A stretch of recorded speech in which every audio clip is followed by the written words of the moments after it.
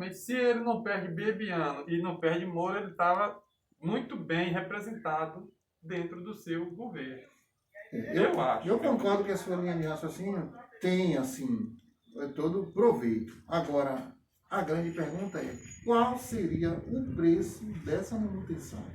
Por exemplo, o preço de manter Moro como ministro, como integrante do governo, qual era o preço disso para a pessoa do presidente, para o Brasil, para a nação? Enquanto a Bebiano, né, a gente sabe que foi lá devido a ranços, atritos, questão de convivência, de relacionamento com os filhos de Bolsonaro, principalmente, né? Exatamente.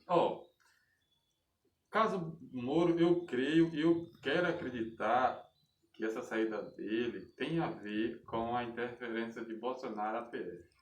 Eu quero acreditar. Você acredita. Mas e o comportamento de Moro enquanto... porque eu vou fazer uma reflexão aqui, meio que buscando uma imaginação interpretativa da coisa. Por metáfora, Sérgio Moro, enquanto ele era juiz, não deveria ter o comportamento de vaqueiro, daquele cara que é laçador, que amanhece de manhã com uma sentença e vou lá na porta de João dar porque João merece ser condenado, ou então vou soltar ciclano da... Juiz não pode agir assim, juiz não age com o ânimo próprio dele. O juiz no processo, ele se posiciona como o mediador isento. Ele não tem o seu interesse nem o seu compromisso. Ele se julga suspeito se a parte que está sendo julgada tiver qualquer proximidade com ele. Se for parente, se for alguém que ele instruiu, que ele orientou. O juiz não é vaqueiro, não é laçador. Mas Sérgio Moro, enquanto juiz, todas as pessoas que são advogados, que são contestadores de Sérgio Moro, e tiveram muitos dentro do mundo jurídico, se baseiam nisso.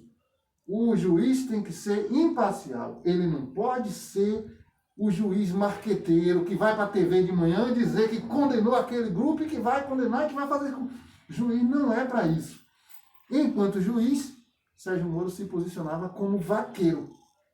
Já na hora que ele assumiu o cargo de ministro da Justiça, aí ele deveria vaquejar.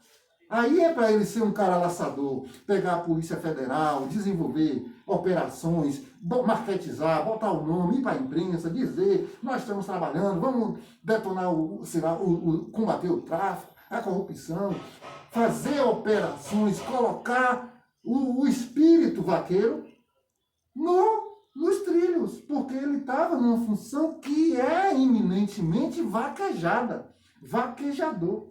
Eu estou fazendo uma metáfora com o ar de vaquejar. E Bolsonaro se comportou, enquanto juiz que ele não podia, um cara, e quando ele passou a ser ministro, que deveria ser vaquejador, ele passou a ser um cara pacato, apagadão. Você percebeu isso, não? Não, essa parte não. Essa parte não percebi. Mas concluindo a minha fala, rapidinho, para você continuar a sua. Ia chegar nesse ponto aí da mudança. Então, assim, aí você perguntou, né, se houve esse motivo. Então, se Bolsonaro chamasse ele em particular e desse aquela injeção, que houve essa mudança da parte dele, você acha que ele ia entender e aceitar a reclamação do presidente ou ele ia ser rebelde? Porque eu vi que a saída dele foi uma saída dentro da rebeldia. Ele tentou, no meu ponto de vista, trazer a população para o lado dele e contra ao presidente. Paulo, me parece que ele estava dentro de um barco se dirigindo para o sul, mas o comportamento dele era de quem queria ir para o norte. Eu acho isso complicado. Ele foi ser ministro, mas continuou com a conduta de juiz. Ele ficou na posição de ministro, ele ficou mais complicado do que o juiz, porque enquanto ministro, o cara que é juiz, ele profere sentenças até drásticas, chega lá e descreve, né, a favor do Ministério Público, ou a favor do advogado, ou simplesmente por uma sensibilidade. Ele descreve a sua sentença, mas ele não é um cara que é midiático. Ele não é. Então, ele na posição de ministro ficou pior do que se fosse juiz. Enquanto na posição de juiz, ele deveria ser pacato e se tornou um cara badalador. Era para ele ficar lá no cantinho dele como juiz. Cantinho. Então, eu acho que a dificuldade do presidente foi isso. Então, eu acho que o senhor propõe, né, que o presidente fosse de tentar, né, aproximação. Me parece que isso foi tão tentado que teve o negócio da gravação da reunião ministerial, da reunião oficial de governo, que foi aquele negócio de quebre o sigilo, quebre, vamos mostrar, mostrou. Um negócio que aquela quebra de sigilo ali, aquela exigência, é como se parecesse que Bolsonaro foi um cara intransigente, que foi, sei lá, que propôs, que fez proposta indecente, que praticou crime durante a reunião, que foi um cara que, né, desmerecedor de crédito, de moral, de prestígio social.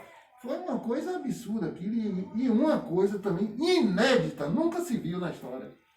Quebrar uma reunião oficial de um governo federal para poder exibir isso publicamente, procurando um crime nele. É isso que eu falo, assim, o país, ele tem a autoridade do presidente, que é o governante do país. Então, assim, eu acho que isso foi o fim do cúmulo, né? Então, se o presidente, sem motivo, passou por uma situação dessa, até que ponto, né, o país ele vai se sentir, a população vai se sentir segurada dentro do parlamentar com a situação que aconteceu, porque eu acho que não deveria, e até o próprio Bolsonaro, no meu entender, deveriam brigar para que isso não acontecesse, né, esses sigilos viessem A ser quebrado. Exatamente. Com a tentativa de tomar o celular dele, com Em lugar nenhum no mundo acontece isso. A fustigação sobre o exame do Covid-19, deu positivo ou deu negativo? Vamos quebrar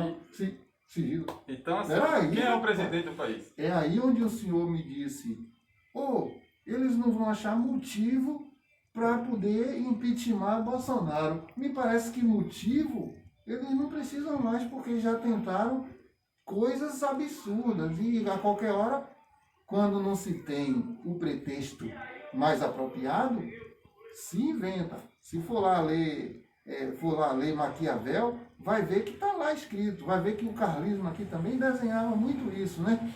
Não gosta, a pessoa de quem eu não gosto, né? O meu inimigo, ele sempre não presta. Se ele não tiver defeito, a gente bota. É a prática do sistema que está implantado aí. E Bolsonaro é alvo disso. E não é alvo disso a partir de uma pessoa só. E não é a partir de pessoas desprovidas, não. É a partir de poderosos. É dentro do alto. Se só falar em STF, né, o poder supremo do Brasil, né, praticamente um inimigo declarado, encarniçado do presidente da República. Aí você vai para os governos espalhados pelos estados, né, nossos 26 estados pelo Brasil. Aí você vai para o Congresso Nacional, senadores e deputados.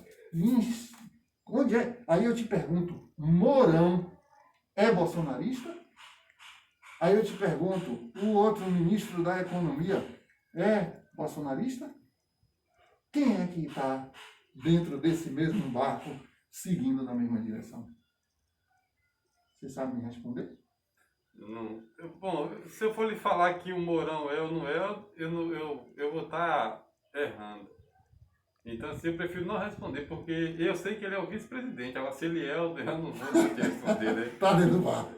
Então, assim, o coração e a mente, depois da situação de Beibiano e de Sérgio Moro, eu não vou confirmar, ele é Bolsonaro, não vou confirmar, então eu não sei. Teve a troca de ministro, né? Saiu Mandetta, entrou Foram outro, 8, saiu... né? E agora já a Regina já saiu, já entrou outro, né? Outro. Até ator da Globo também cantou e tudo. E já. Então já tem o quê? 9, né? 9 do alto escalão de Bolsonaro já. Que já saiu, já foi tirado do... Então desses 9 aí, o único que saiu por espontânea vontade e com permissão dele, porque pediu, foi só a Regina, né? Uhum.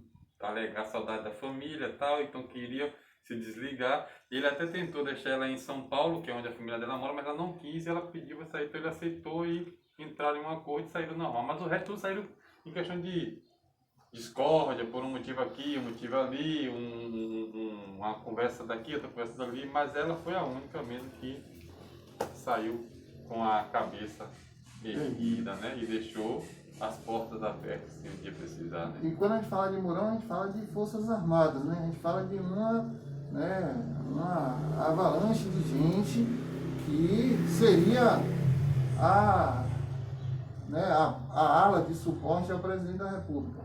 Então, se não tiver afinado com o sentimento da linha de raciocínio do governo, nós estamos abertos. É aí onde eu digo que o Brasil parece que é inevitável passar por turbulências político-administrativas, porque ao longo da história já passamos por várias cenas parecidas como essa, ao longo da história brasileira, e quando você volta para outras histórias, você vê a história mundial também traz isso. Você vê que a Revolução Francesa ela aconteceu depois de um momento de crise financeira, de desarmonia, no sentido de que as pessoas estavam com a sua situação de vida, né, fragilizada.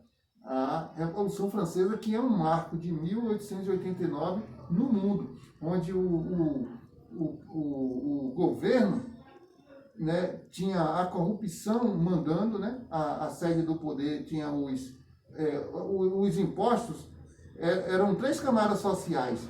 Os impostos pagos por uma só e as outras 2 camadas só de exploração, né? Então, daquilo ali, juntando com a crise econômico-financeira que se abatia sobre a Europa, veio a Revolução Francesa. No Brasil, a gente está esse momento de crise político, né, em que o Brasil se partidariza, se divide. Um médico hoje pega um paciente, se ele vai dar cloroquina ou não, é uma questão de discernimento político, se ele é bolsonarista ou se ele é opositor.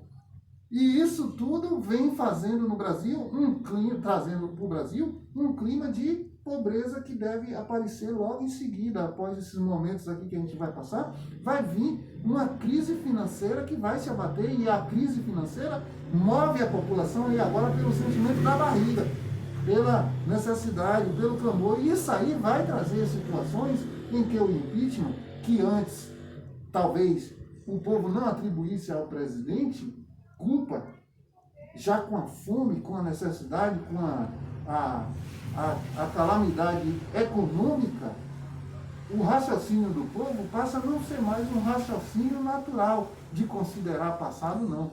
É aí onde eu digo que você imagina ser difícil arrumar pretexto para propor impeachment ou para fazer com que o povo seja favorável. É só essas condições que vão se desarranjar e apresentar mais logo em seguida, que, sinceramente, acho difícil a gente não passar por turbulência. Então aí, vamos só orar e esperar em Deus que tudo dê certo no final, né? Porque o negócio tá ficando difícil mesmo, viu? Fechou, Josafá Ramos, pré-candidato a vereador, viu? É isso aí, tamo junto aí. Corta aí, vamos